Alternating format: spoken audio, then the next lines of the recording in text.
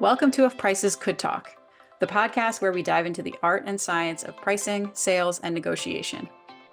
I'm your host, Tracy Dent. Join me as we explore strategies and current events shaping the future of pricing power in B2B, featuring insights from industry leaders and subject matter experts. Let's jump into today's conversation. Okay, welcome to today's episode. We've got Chris Anderson joining Jeet and me on this one, and we're talking about pricing from the CEO's perspective. So we're going to be focusing mostly on private equity and the software space, given Chris's experience. Chris has been the CEO of 2 different companies in the last 10 years, and we wanted to have him on so that we can unpack a lot of what it takes to make a price change and what is that like from the CEO's seat, especially in private equity. So this episode, I thought would be good to talk to you both together, Chris and Jeet, about what that's like and what are the things that you're navigating, what are the nuances in and out of. You've got the sales team, you've got the board, you've got your own concerns, you've got customers, the market. So that's the idea for this episode. Okay. So, Yeah. There's a lot to unpack. So yeah, I guess you'll have to navigate us through the that's different right. topics and issues. Because I mean, I think every time that you do it, you have a different series of elements in your equation to take into account, right? You have different pressure from the board, you have different pressures in the marketplace from your competitors as well as from your customers. And so the equation is never the same, even though you run the same outcome probably every year. You're looking at pricing and where you are, but the equation is never the same twice. Yeah. These inputs are not they're not static, they're dynamic. So because they're dynamic, the question becomes, what are the options do CEOs and companies have in order to either accept, reject, modify, whatever those changes are, and tariffs is a great example of that.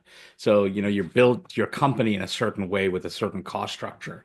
And by the way, we've had this happen before. It happened post-COVID where there was all this pent-up demand, and the demand went berserk, and rates started average minimum wage rates started going up, and a lot of businesses went out because minimum wage went up, and their costs started changing, their cost model of how they built the business, and they couldn't raise prices, and the wages were too high, and it made them go out of business. So these types of economic events happen.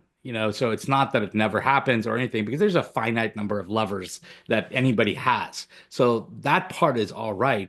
But I think the magnitude, and Chris, maybe you can bring up again what we were talking about with the software, because I think that paints a really nice picture of, we think it affects certain types of businesses, but it really, it's affecting a larger group than we think.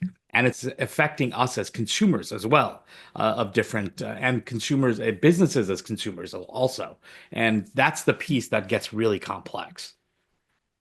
I agree. I mean, I'm trying to put a budget together right now, and then the announcement that just came out about the tariffs being applied to movies made outside the US, set me thinking, okay, what happens if a tariff comes along for software that is developed and supported outside the US? What's the impact on me? Most of the resources for the company are out in India. Where would that leave us? Then ultimately, for all the software that I'm buying in, such as my accounts package, the CRM, etc., who may be in the same situation, how would they then react to tariffs being applied to that? What would that do to my pricing?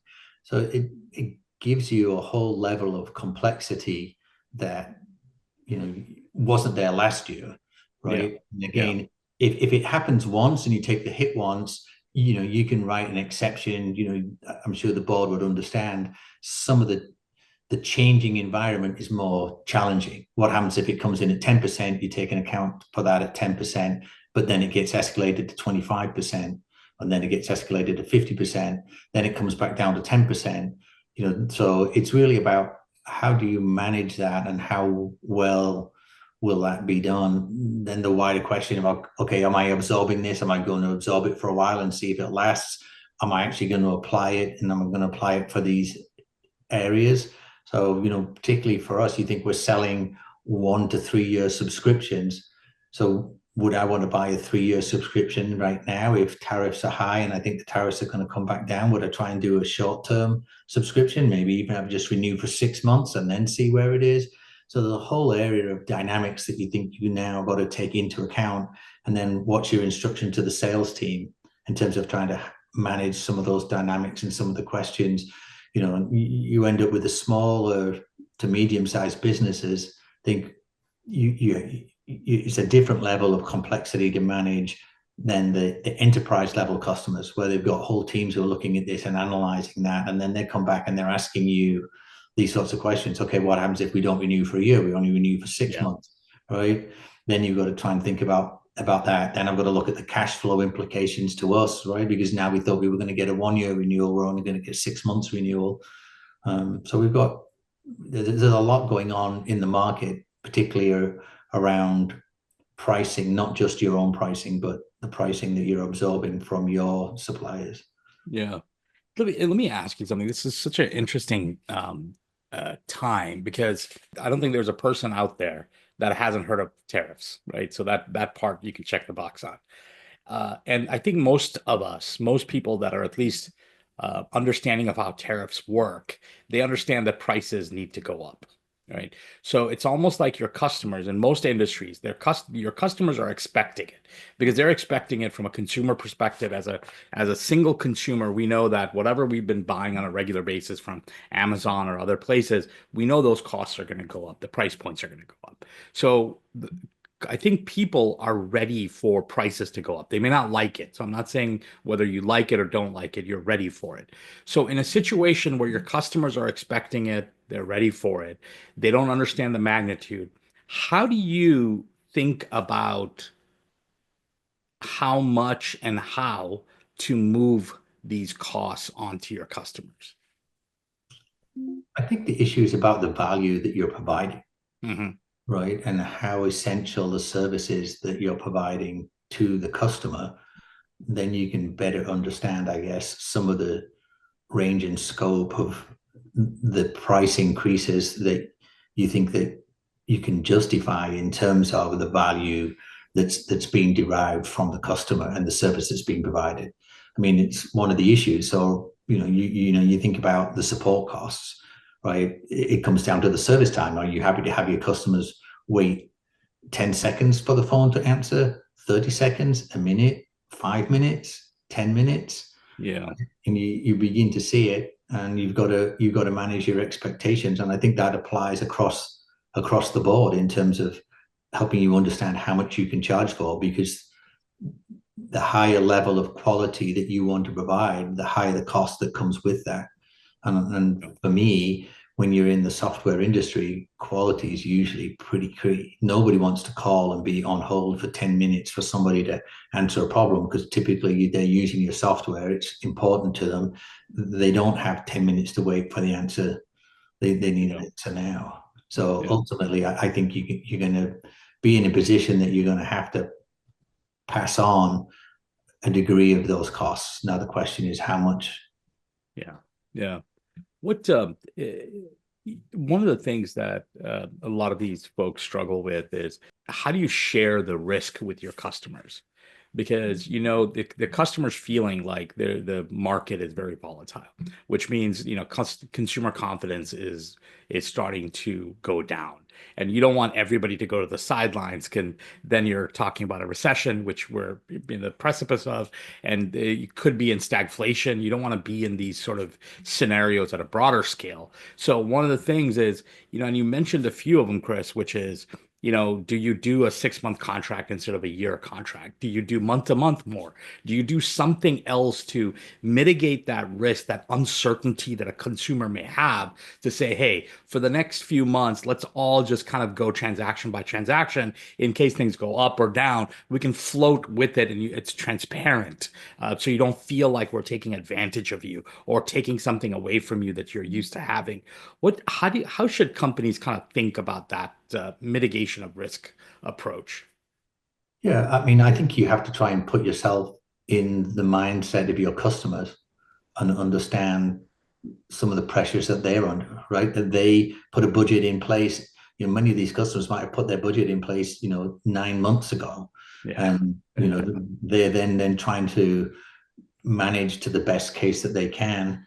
So we just had a case with a customer with a company that I'm consulting with, and their renewal was up, and they basically couldn't afford any sort of price increase because they've absorbed it in other areas where certain things that they needed were impacted by tariffs. So we basically agreed with them that we would do a renewal at a lower price and have a discussion next year. So we took some of the pain, so we got some increase, but not as much as we wanted, just because they're a very large enterprise level client that we've had a long-term relationship that we want to continue. And so, you've got to make these calls on an individual basis, I think, with some of these large, strategically important customers for you.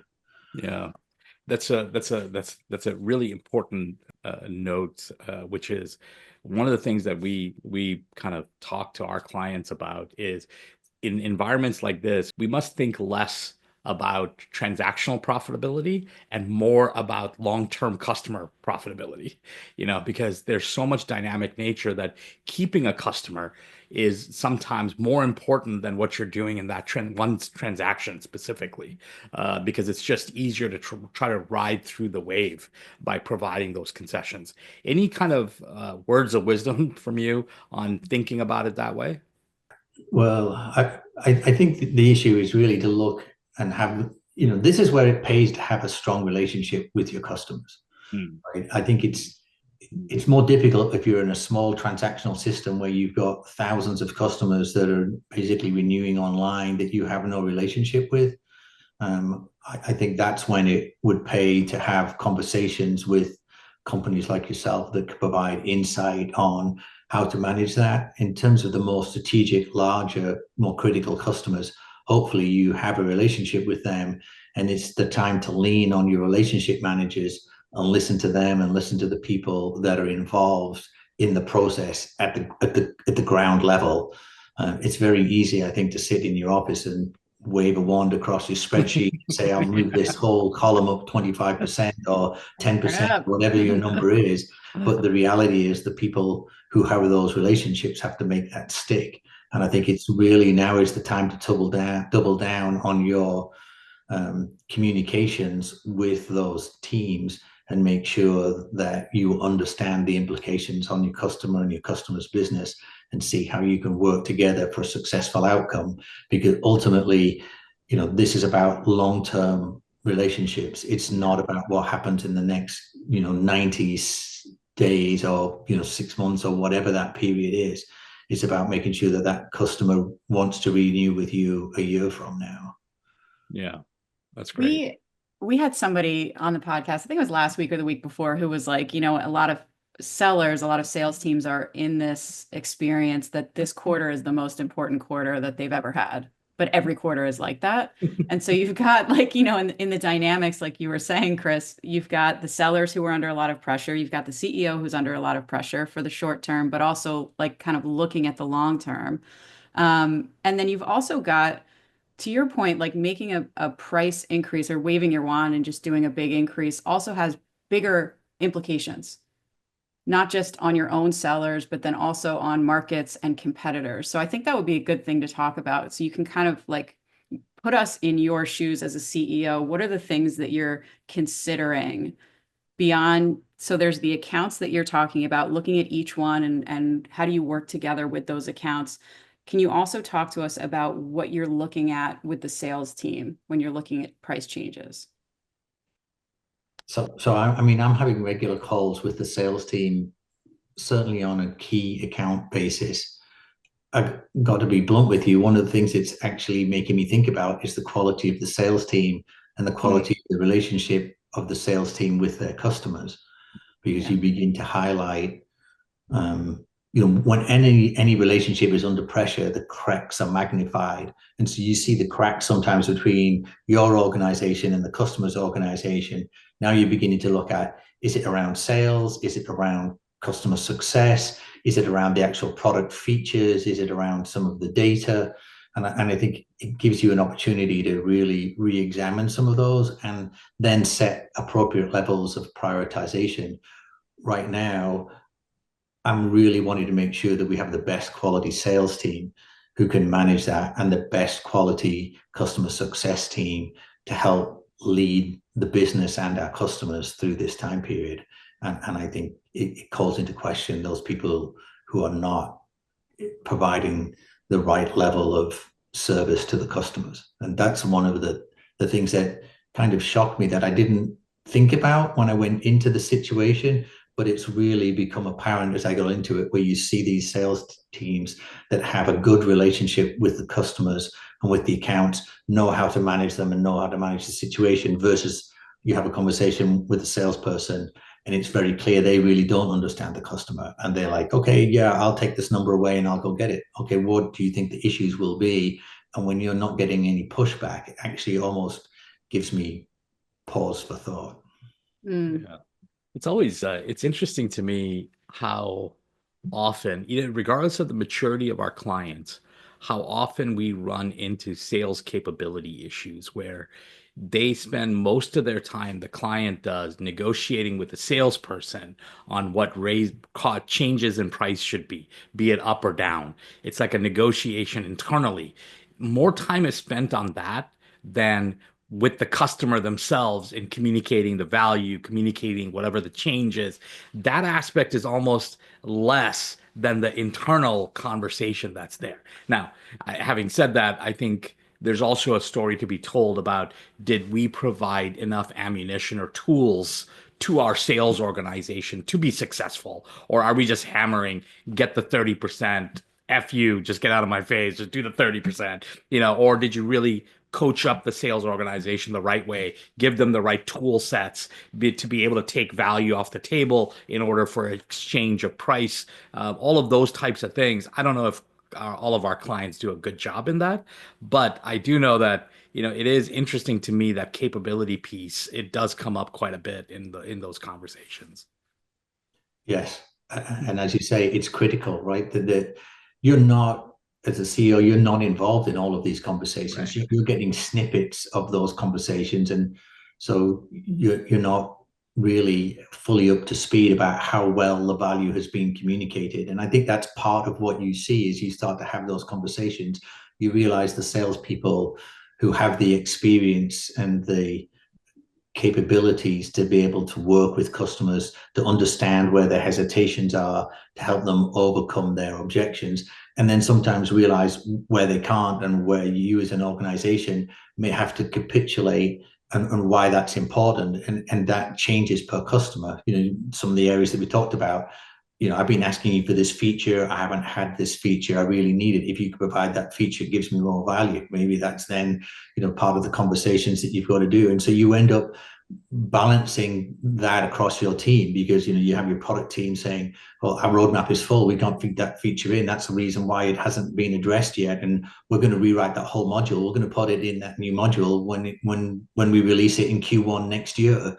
So, there's always a myriad of items that you're balancing. And I feel that when you get under these times of pressure, more variables appear in the equation, some that you weren't thinking about, and the level of importance of some of the ones that were already in there rise or fall based on some of these items. And like price is I think going to be an issue right now as people experience more cost increases, and therefore you've got to think about what are you going to trade off, perhaps, to be able to reduce some of the impacts on the customers in terms of price. Yeah. One of the things we talked about slightly is there is a little bit of the haves and the have-nots, it feels like, with our clients.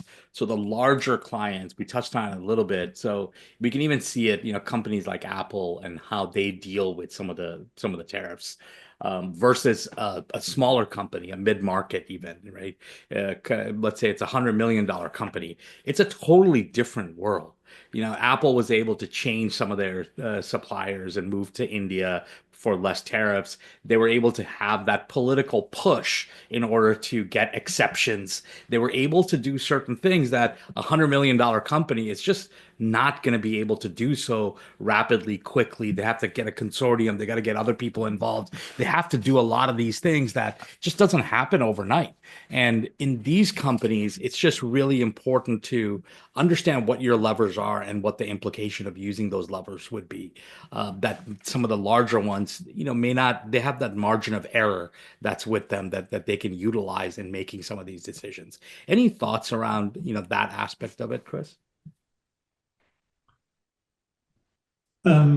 Yeah, I think, look, your comments are spot on as always, Jeet. I mean, you have the small to medium-sized customers don't really have the leverage, but at the same time, a number of these small to medium-sized customers will ultimately become will become the enterprise-sized customers that you want to keep. So you don't want to bleed those customers off to the competition. So you still have, in the bigger picture, you still have to take them into account. You can't just ignore their needs either. And I think that's part of the issue. If you've got customers that you don't interact with, and as a normal case, they don't have a customer success person that, they're basically managing through the website. I think now more than ever becomes a time when you really want to hold down your communications, and make sure that you're providing, I think, clear and concise feedback about where you are as an organization and what you're doing. I think it's so easy to sit here and say, okay, we'll trim a couple of people off of the support desk. That'll save us a bit of money. We'll trim a couple of people out of the product team and save a little bit of money there. We'll cut back some trade shows. We'll cut back a little bit of marketing. But ultimately, you also have to keep a view on the longer term, and is that really going to protect where you need to be a year from now? Because when you roll into the board meeting at the end of the year and you're trying to put your budget together for next year, the numbers are not going down, the numbers are always going up. And so you've got to take that into account. And even with if you are impacted by tariffs, ultimately most of the time the board are going to say, well, that was just the tariff amount, that has nothing to do with the real value add that we were doing, the other things that were on our roadmap. So you're still going to be under pressure. So you can't get overtaken by today's events. You've got to be thinking, okay, I always think about when I'm at the board meeting at the end of the year, I'm presenting what we achieved this year and what we're going to do next year. How is this going to be portrayed and where it is? That's sort of the leveler, if you like, that kind of lifts me out of the trench that sometimes I get sucked into on a daily basis, trying to deal with the crisis du jour. It was funny. It reminds me of a story. I was on a call with a PE firm and a portco, and the PE guy goes, "We haven't done price increases in like 3 years or 4 years," and the portco CEO is like, "That's not true. We just did one last year. We did like a 6% price increase," and the PE guy's right there. Right, his response was, well, inflation was at 12%, 11% or 12%, and he only raised it by 6. That's not a price increase. You didn't even raise it to inflation amounts. That's not, I don't count that as a price increase. It was really funny to see that. You're absolutely right. If you have these moments where companies are pushed, and you need that push sometimes, is pushed to always go up and do more and more and more. And these types of macro events can't be an excuse for you not to grow in some way, especially if you're owned by a private equity or you're owned by, you've got investors to worry about or whatever it might be. They're looking for that return through that growth, which complicates factors even more. Correct. I mean, you don't want to be churning out some small businesses as a result, and then your numbers are going backwards in terms of customer accounts and other things, because you have all of those metrics in place, and it's a constant battle to figure out where you want to head, and you're going to have to be more reactive. I mean, it comes back to your comment earlier there, maybe, you're not going to do 12 months renewal, you're going to do 6 months renewal, or you're going to allow people to have monthly renewals, put it on their credit cards, and, you're going to absorb the 3% or whatever it is that your credit card company's charging you to process it. Whereas in the past, maybe you were just getting paid by ACH or wire. And so you didn't have those issues. I think any and all of those options have to come back on the table. But then you get down to, can your access and entitle system manage that? Can your accounting system manage it? So often that's not a quick turnaround. If your system's not good for it today, you're not going to be able to turn that on tomorrow. So, there's a lot of issues that I think more than ever, it will define the quality of the leadership team at your organization, how you pull together and address these issues and move forward and get everybody continuing to row in the right direction. Yeah. It was interesting you brought up cost cutting, because obviously, you're thinking about moving cost, either absorbing your cost, part of your cost, or moving it to your customers. And part of the conversation, if you do choose to absorb some of that cost, is obviously going to go to what cost can you cut in order to maintain that same level of profitability. We haven't talked about that much, at least with our clients, because obvious reasons, it's a little sensitive if they're going to do something like that. But it did trigger a thought, which I'm wondering, I know we're in the infancy of AI, but I wonder if that's going to, push AI to go a little faster in order to use that to gain efficiency within companies, especially that mid-market kind of type of company. Are they going to go, hey, we can cut some of these analyst heads out, or lower level kind of marketing folks or something, because we're going to automate these processes now, and we're going to bring AI in to gain that efficiency, and then we can move that efficiency dollars over to the absorption of some of the tariff costs, right? Yeah. I would be stunned if there's any leadership team in a company right now that's not already looking into AI and how they can use that to drive their business forward, whether by increasing growth, cutting costs, opening up into adjacent markets, whatever it is. I mean, I think that it's got to be the number one question that most boards are asking the leadership teams, and driving that forward. And I'd certainly agree with you. I think it will advance some of the plans around doing that, because there's never enough hours in the day to achieve everything that you want to achieve. But I do believe that will be advanced, as well as any other cost cutting measures that may have already been in the books that people were in there before, as well as any growth measures that were in the books.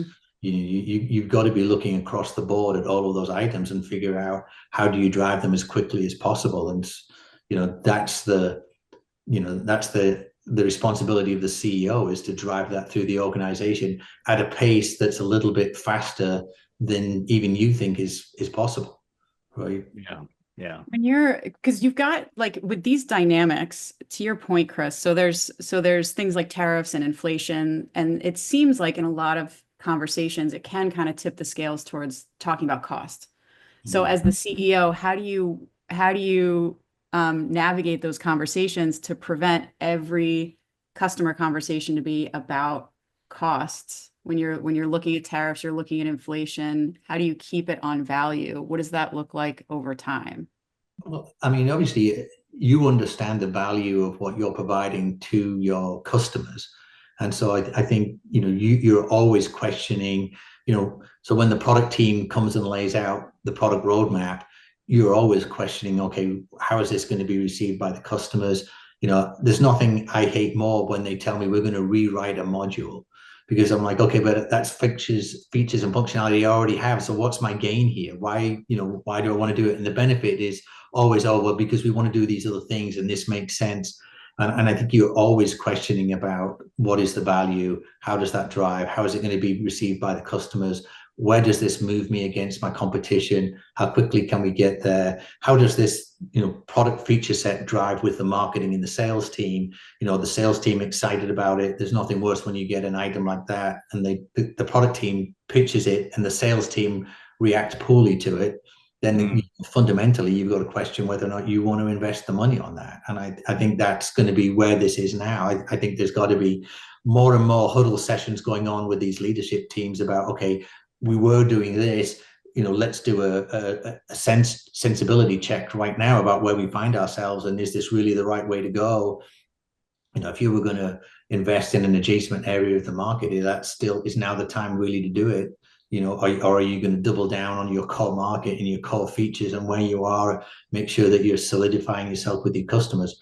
It's all dependent on the market, what your competition is doing, where you feel you need to be able to drive the value, both to the customers, but also within your business, right? If you feel that you're not providing the right level of customer success, maybe that's where you're going to have to focus and drive a bit more of your time and resources, particularly if you're trying to communicate about some of these price increases and other things. You want to make sure you've got the right level of communication happening. So the customer success team and your marketing group are really going to be important right now. Yeah. What are your thoughts, Chris, on sort of the overall market and market outlook, given everything? Because in my head, I've got sort of, the tariff. Obviously, what I'm really worried about is consumer confidence and where that overall market's going to go. If dollars start or currency starts going to the sidelines and not being in the game, there's an issue with that, right? Being from a spending perspective or investing perspective. The other flip side to that is I do see AI, like we talked about, as a genesis for a big boom in different industries in different ways. There's negative aspects with unemployment and things like that, but there's also a lot of positive that's there from a growth perspective. So there's, in my head, it's a bit of a mixed bag of things that are happening at the same time. Any thoughts around that, sort of the future, what the future might hold? I don't see a big black hole in the future. I think people are going to continue to move forward with what they have. I agree with you. AI is a huge part of the future, and I think this will bring it into focus more than ever. And I think as a result of that, whenever you've got that level of transition that's going on in the marketplace, it's always a huge opportunity to be able to drive more customer share, give higher value back to your customers, look at how you're organized internally, what processes can you automate and can you use AI for, what resources do you have, can you better utilize them somewhere else. I've been in the past where we've taken people out of the support team because we implemented AI to answer basic questions. We moved those people into a more customer success role where we could focus more time with the customer. And I think this would be an ideal time to consider some of that as you've got to try and navigate some of these items. I mean, ultimately, the tariffs will be transitory. I got to believe that a year or a year and a half from now, nobody's going to be talking about tariffs. They're going to be talking about something else. But I do think they'll still be talking about AI a year and a half from now. And it's got to be important enough that you keep it as your number one item. I believe if it's not number one on your list, it's got to be in the top three. And if it's not in the top three, then I'm really lost as to what you're doing. That's just my personal view. Yeah, I couldn't agree more. I absolutely agree. Tracy, any other topics while we have? Just last question for you, Chris. If you could talk to yourself 15 years ago, before you had done a lot of the pricing work that you've done as a CEO, what advice do you wish you could have heard before going through these big pricing transformations? Please go and hire a pricing expert company. Because as a result of that, you have a much clearer picture about what you can manage in the marketplace and what you can't. And understanding that is critically important. And I think, too, you end up with a much clearer picture about how to deliver the messaging and the value points and all those key items. And that is the key issue for me. It wasn't 15 years ago, it was 10 years ago before I really learned that. And I wish I'd learned it from day one. Yeah. All right. Awesome. Thank you, Chris. Yeah.